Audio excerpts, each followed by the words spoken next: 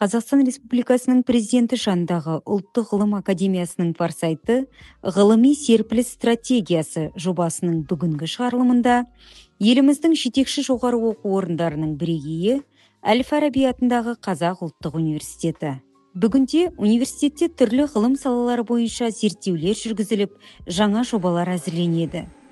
Ғалымдар қоғам мен экономикаға қажетті ғылыми шешімдер ұсынуға үлес қосуда.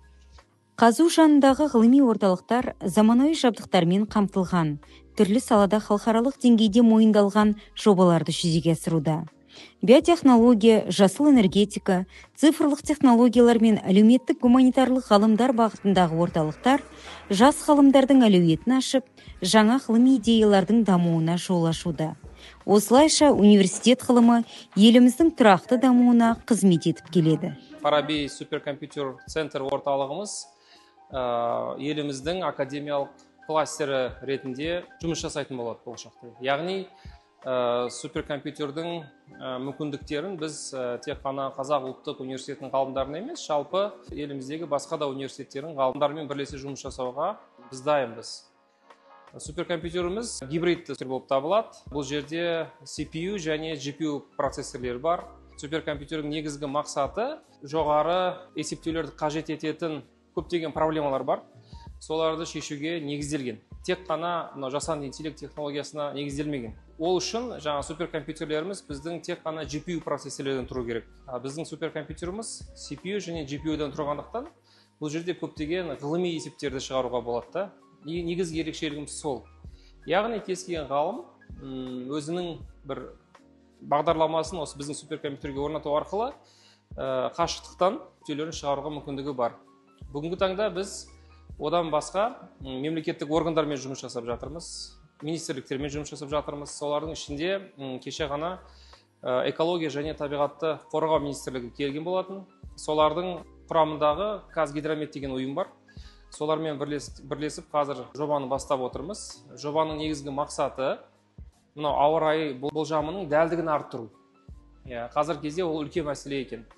Осы ауа райы болжамының дәлдігін арттырмаса, көптеген жаңағы табиғи қатерлердің алдын алудың мүмкіндігі болмайды екен.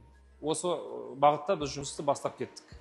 Бұл зертхана екі мемлекет басшысы келісімі негізінде ашылған және сол кездесу барысында қол қойылған зертханалардың бірі болып табылады. Ең негізгі мақсаты бұл екі мемлекеттің ғарыштық технологияларды пайдалана отырып, және солардың көмегімен Қазақстан және Қытайдың толығымен Орталық Азиядағы қоршаған орта проблемаларын шешуге бағытталған, және екі мемлекеттің үлесін қоса отырып, соған бірлесе күш жұмылдырып отырып шешу болып табылады. Негізгі міндеттерін лаборатория қазіргі таңда Арал теңізі мәселелері, яғни ол жердегі қазіргі таңда сексеуілдердің жағдайы және олардың қаншалықты қазіргі таңда өсуі немесе азаюы мәселесі, топырақтың тұздану және тағы да басқа сияқты мәселелерді бақылау мақсатында үлкен экспедициялық жұмыс жасап, қазіргі таңда соның қорытындысы нәтижесінде ұсыныстар дайындалуда.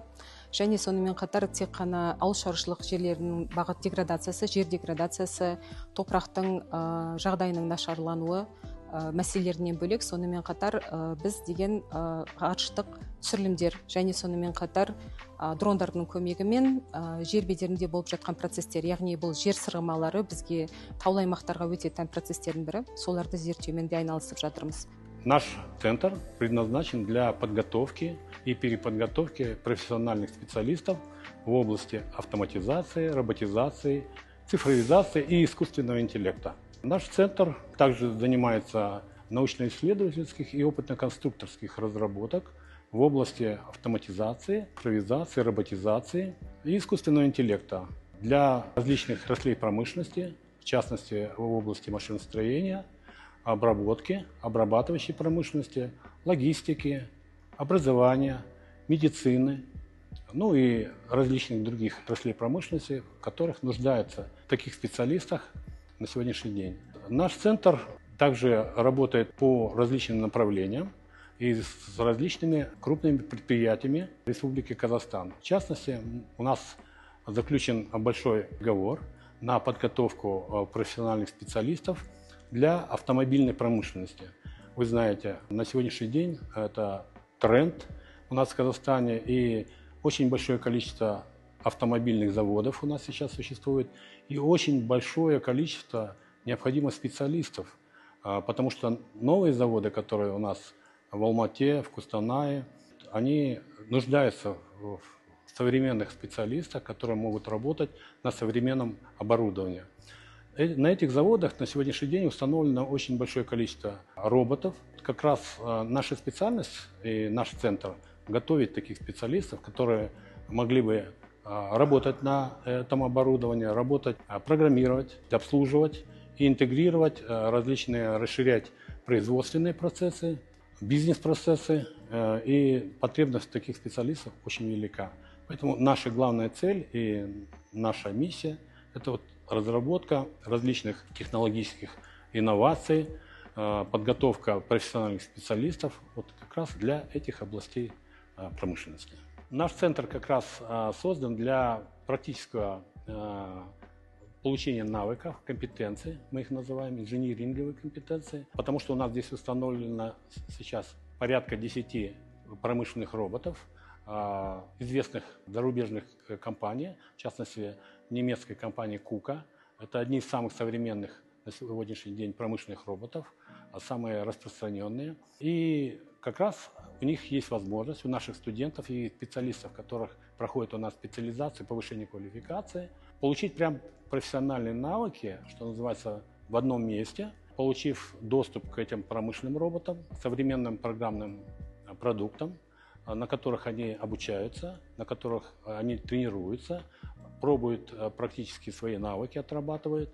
И фактически мы здесь им даем возможность моделировать процессы производственные, те, которые на тех предприятиях, на которые они приходят к нам, для которых мы готовим этих специалистов. Да, они получают те профессиональные навыки именно для тех операций. Отработав здесь, они фактически получают знания, практические знания, сертификат они получат профессиональный, да, что они обучились этим курсам.